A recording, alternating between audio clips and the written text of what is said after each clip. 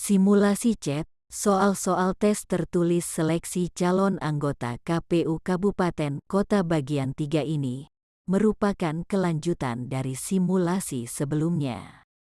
Ini hanya salah satu alternatif media pembelajaran dari berbagai media lainnya.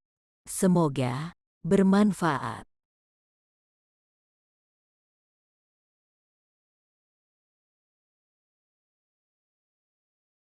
Soal nomor 21, siapakah yang memberikan usul tentang dasar negara Pancasila? A. Muhyamin, Dr. Andes Muhatta, dan Mr. Ahmad Subarjo. B. Muhyamin, Insinyur Soekarno, dan Dr. Andes Muhatta. C. Muhyamin, Profesor Dr. Mr. Supomo, dan Insinyur Soekarno. D. Muhyamin, Insinyur Soekarno, dan Mr. Ahmad Subarjo. E. Insinyur Soekarno, Dr. Andes Muhatta, Mr. Ahmad Subarjo.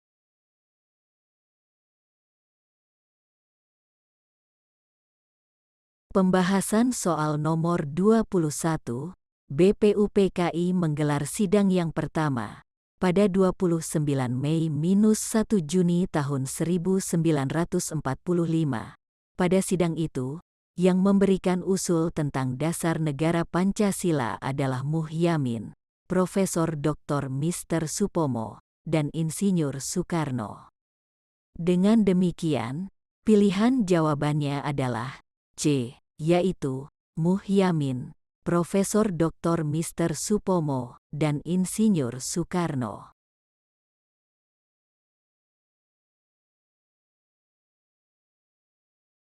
Soal nomor 22, pernyataan di bawah ini mengenai sistem pemerintahan negara Indonesia adalah salah, kecuali A.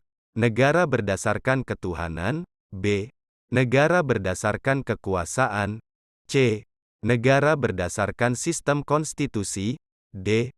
Negara berdasarkan kekuatan rakyat, E. Negara berdasarkan sistem absolutisme.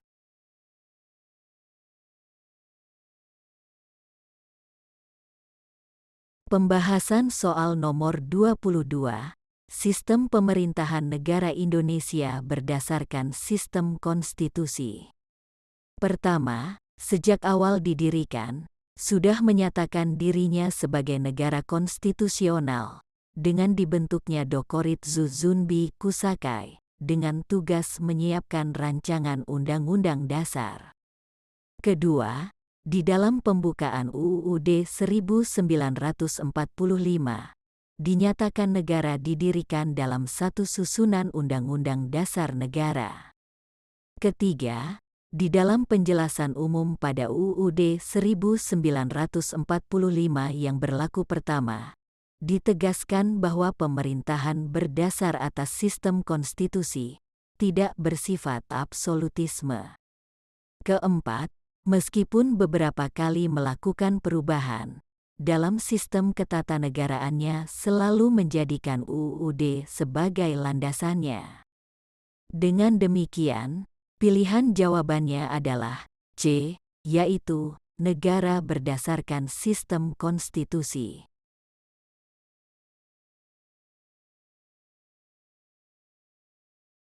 Soal nomor 23, di sela-sela sidang BPUPKI sekitar 2,5 bulan sebelum proklamasi kemerdekaan Indonesia, Bhinneka Tunggal Ika menjadi bahan diskusi terbatas beberapa tokoh pada saat itu, yaitu A. Muhyamin, Dr. Andes Muhatta, dan Mr. Ahmad Subarjo, B. Muhyamin, Insinyur Soekarno, dan Dr. Andes Muhatta, C. Muhyamin, Profesor Dr. Mr. Supomo, dan Insinyur Soekarno, D. Muhyamin, Insinyur Soekarno, dan I Gusti Bagus Sugriwa, E. Insinyur Soekarno, Dr. Andes Muhatta, Mr. Ahmad Subarjo.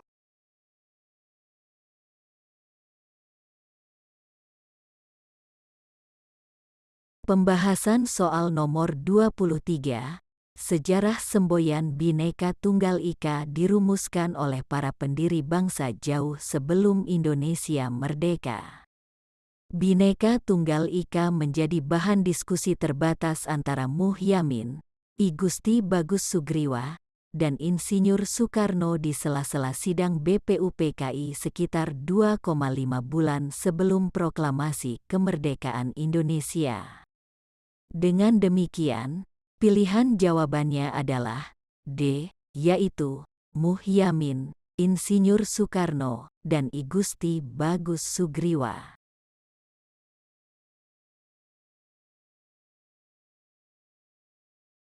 Soal nomor 24, sebutan Nusantara, merupakan salah satu kata yang terdapat pada ikrar dari tokoh satria pada masa kerajaan, A. Tarumanegara, B. Mataram Hindu, C. Sriwijaya, D.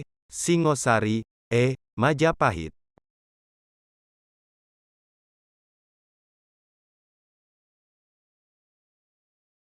Pembahasan soal nomor 24, sebutan Nusantara, pernah digunakan pada masa kerajaan Majapahit, atau sekitar abad ke-14. Kata Nusantara terdapat pada salah satu kalimat dari Sumpah Palapa yang diucapkan oleh Mahapatih Gajah Mada pada tahun 1336. Lamun huwus kalah Nusantara, isun amukti Palapa. Yang kurang lebih artinya, kalau sudah bisa menguasai Nusantara, baru berhenti berpuasa. Dengan demikian, pilihan jawabannya adalah E, yaitu Majapahit.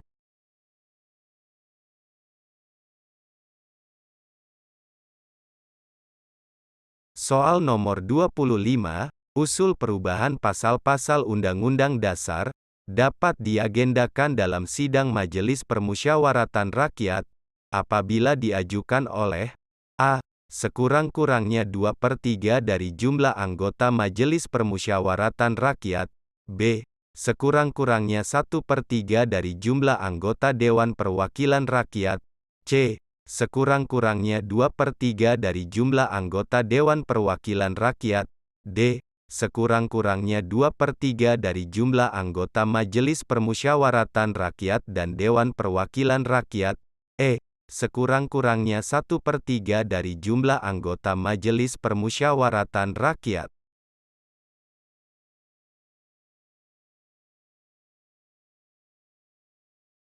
Pembahasan soal nomor 25, Pasal 37 Ayat 1 Undang-Undang Dasar 1945 berbunyi, usul perubahan pasal-pasal Undang-Undang Dasar dapat diagendakan dalam sidang Majelis Permusyawaratan Rakyat apabila diajukan oleh sekurang-kurangnya 1/3 dari jumlah anggota Majelis Permusyawaratan Rakyat. Dengan demikian, pilihan jawabannya adalah E, yaitu sekurang-kurangnya 1/3 dari jumlah anggota Majelis Permusyawaratan Rakyat.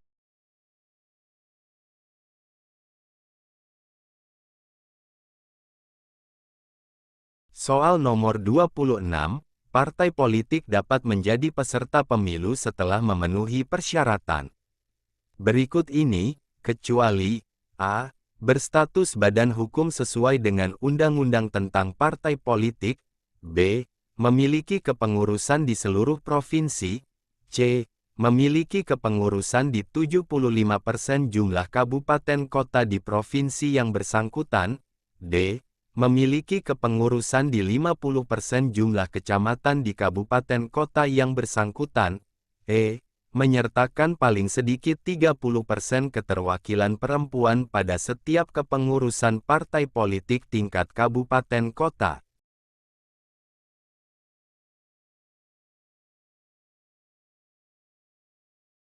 Pembahasan soal nomor 26, persyaratan partai politik menjadi peserta pemilu. Sesuai pasal 173 ayat 2 Undang-Undang Nomor 7 Tahun 2017 tentang Pemilihan Umum, antara lain menyertakan paling sedikit 30% keterwakilan perempuan pada kepengurusan partai politik tingkat pusat, bukan kepengurusan partai politik di tingkat kabupaten kota. Dengan demikian, Pilihan jawabannya adalah E, yaitu menyertakan paling sedikit 30% keterwakilan perempuan pada setiap kepengurusan partai politik tingkat kabupaten kota.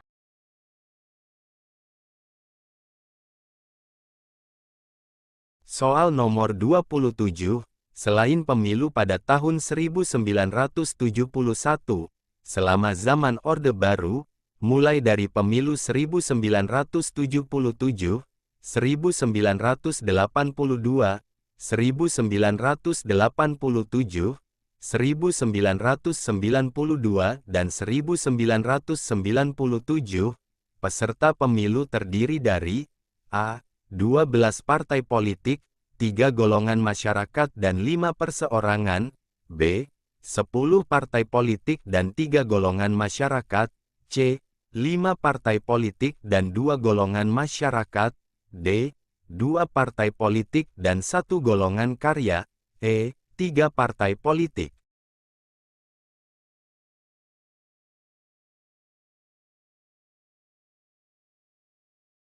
Pembahasan soal nomor 27 dalam rangka menjaga stabilitas politik. Pada tahun 1973 pemerintah mengambil kebijakan yang dikenal dengan fusi partai politik. Kebijakan ini pada dasarnya melakukan pengurangan jumlah partai dengan penggabungan beberapa partai politik. Kebijakan ini selanjutnya dikukuhkan dengan TEP MPR nomor Romawi 4-MPR-1973 tentang garis-garis besar haluan negara, yang menyebutkan bahwa peserta pemilu adalah 2 partai politik dan 1 golongan karya.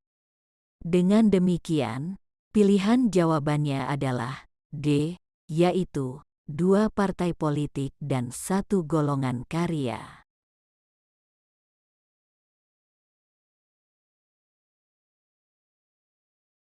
Soal nomor 28, akibat situasi politik yang tidak kondusif terutama akibat serbuan kekuatan asing yang mengharuskan negara terlibat peperangan, pemilu yang direncanakan pada tahun 1946 tidak dapat dilaksanakan.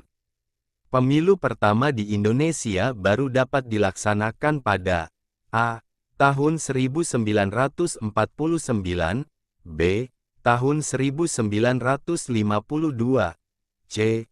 tahun 1955, D. tahun 1959, E. tahun 1965.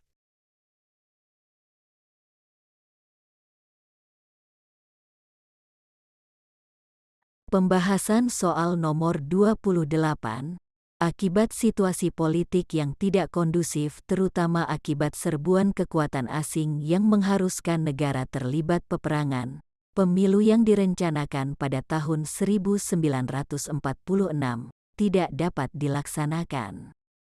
Pemilu pertama di Indonesia baru dapat dilaksanakan pada tanggal 29 September tahun 1955 dan tanggal 15 Desember tahun 1955. Dengan demikian, pilihan jawabannya adalah C, yaitu tahun 1955.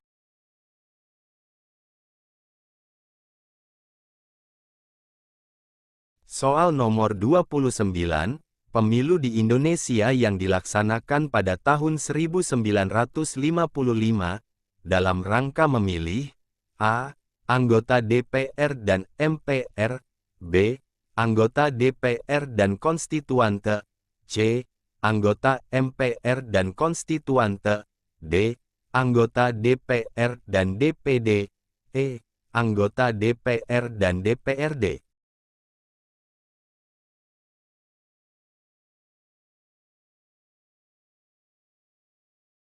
Pembahasan soal nomor 29, tujuan pemilihan umum pada tahun 1955 sebagaimana terdapat pada Undang-Undang Nomor 7 Tahun 1953 yang menjadi dasar undang-undang dilaksanakannya pemilu tahun 1955, bertujuan untuk memilih anggota DPR yang akan duduk di pemerintahan dan membentuk konstituante yang akan menyusun konstitusi yang tetap untuk menyempurnakan undang-undang yang masih bersifat sementara. Dengan demikian, pilihan jawabannya adalah B, yaitu anggota DPR dan konstituante.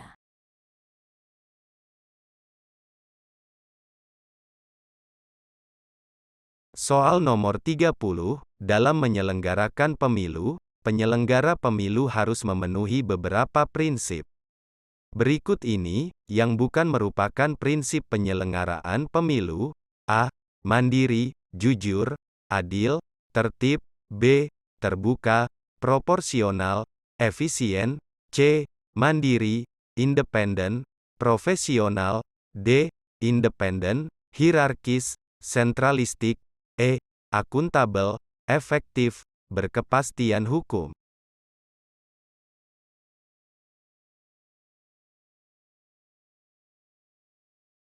Pembahasan soal nomor 30. Sesuai dengan Pasal 3 Undang-Undang Nomor 7 Tahun 2017 tentang Pemilihan Umum, dalam menyelenggarakan pemilu penyelenggara pemilu harus memenuhi prinsip mandiri, jujur, adil, berkepastian hukum, tertib, terbuka, proporsional, profesional, dan akuntabel. Tidak terdapat prinsip-prinsip independen, hierarkis, sentralistik. Dengan demikian, pilihan jawabannya adalah D, yaitu independen, hierarkis, sentralistik. Cukup sekian dulu simulasi CAT bagian ini, dilanjutkan bagian berikutnya pada video selanjutnya. Demikian, sampai jumpa.